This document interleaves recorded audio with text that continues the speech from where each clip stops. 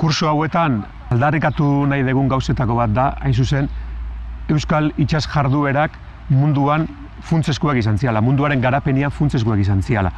Badirudi horrela esan da, gauza txobinista bat, gauza handinaik izko bat dala, baina ez da horrela.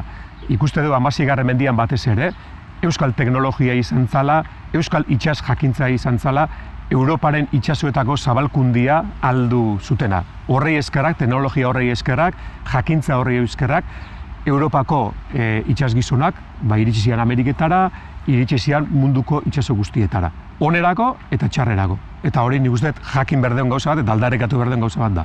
Ikusten nahi geha, han eta hemen iten nahi dian aurkikuntza arkeologikotan, bai Inglaterran, Newporten, bai Ameriketan San Juan baleontzilaren kasuan, eta baita ere munduari lehen itzuli eman zion Victoria ontzilea ere, euskal ontzilak ziren. Eta hori ez da kasualitate bat. Ez da, horrela suertatu da. Ez. Hori da, hain zuzen, garapen horren ondorioa. Euskal itsas teknologiaren garapenaren ondorio bat. Euskal itsas ontzilak zian, hain zuzen, garai hartan, ozeanoetan zehar nabigatzeko prestatuenak zianak.